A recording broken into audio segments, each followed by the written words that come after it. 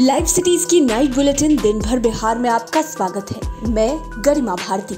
सबसे पहले आज की सुर्खियों पर एक नजर।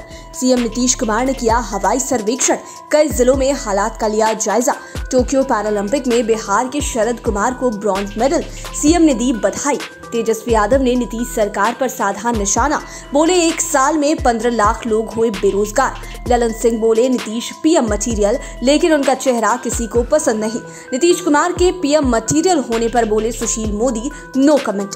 पीएम मटीरियल वाले मुद्दे पर बोले भाजपा के मंत्री, प्रधानमंत्री बनने के लिए योग्यता नहीं संख्या बल जरूरी। जेडीयू ने तैयार किया खास मूल्यांकन ऐप, पार्टी नेताओं का देखा जाएगा परफॉर्मेंस। पहली बार जाप के स्थापना दिवस पर नहीं पहुंचे पप्पू यादव, जेल से ही दिया संदेश। अब खबरें विस्तार से।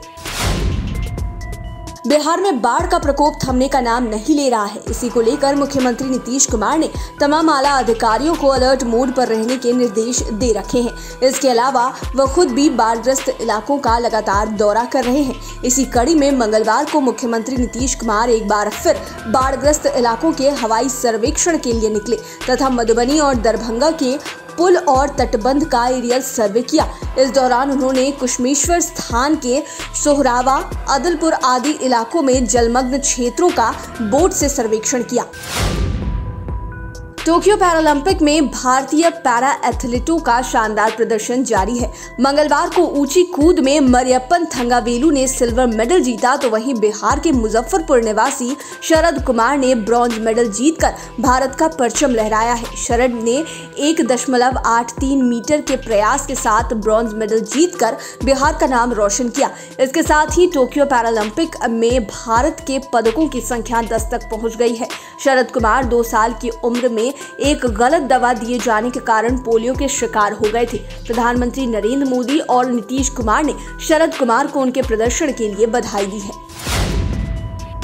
रोजगार को लेकर नेता प्रतिपक्ष और राजद नेता तेजस्वी यादव ने राज्य सरकार पर हमला बोला है। तेजस्वी ने मंगलवार की सुबह ट्वीट करते हुए कहा कि डबल इंजन सरकार के झूठे वादों ने बिहार के लोगों का वर्तमान और भविष्य बर्बाद कर दिया है। उन्होंने कहा कि बेरोजगारी, बेकारी और महंगाई के खिलाफ उनका संघर्ष जारी है। उन्होंने सरकार पर आरोप लगाते हुए कहा कि विगत 1 वर्ष में 15 लाख नौकरियां समाप्त हुई है। राज्य सरकार ने 19 लाख रोजगार देने का वादा किया था, लेकिन उस वादे का क्या हुआ, सरकार बताने की स्थिति में नहीं है।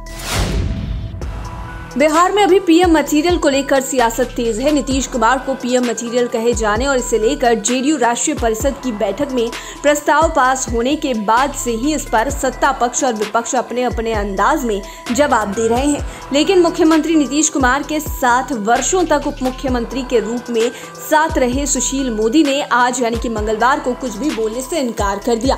पत्रकारों ने जब उनसे पूछा कि क्या नीतीश कुमार पीएम मटीरियल हैं, इसी पर उन्होंने दो टूक कहा कि इस बारे में कोई टीका टिप्पणी नहीं कर सकता हूं।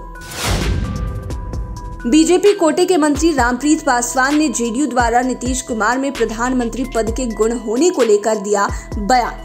मंत्री रामप्रीत पासवान ने कहा कि प्रधानमंत्री बनने के लिए संख्या बल की जरूरत होती है। लोकतंत्र में प्रधानमंत्री के लिए कोई योग्यता निर्धारित नहीं की गई है। आगे मंत्री रामप्रीत पासवान ने कहा कि इस विषय पर मुख्यमंत्री कुछ भी नहीं कहते हैं। इस बारे में जो लोग कहते हैं अपने से मियां मिट्ठू बन रहे हैं। प्रधानमंत्री पद के लिए कोई अन्य योग्यता नहीं, सिर्फ संख्या बल योग्यता है। जाप पार्टी ने आज यानी कि मंगलवार को अपना 6ठा स्थापना दिवस मनाया। एक पुराने मामले में लगभग 3.5 महीने से जेल में बंद पप्पू यादव ने जेल से ही संदेश भेजा है। उन्होंने अपने संदेश में कहा कि महज 5 वर्ष में ही जन अधिकार पार्टी ने कई महत्वपूर्ण राजनीतिक माइलस्टोन पार किया है। संपूर्ण बिहार में जब भी कोई व्यक्ति या समाज किसी भी विकट परिस्थिति में होता है तो सबसे पहले जन अधिकार पार्टी की याद आती है। उन्होंने कहा कि जन अधिकार पार्टी मात्र प्रथम 5 वर्षों में ही राजनीतिक विश्वविद्यालय में स्नातक स्तर तक पहुंच गया है।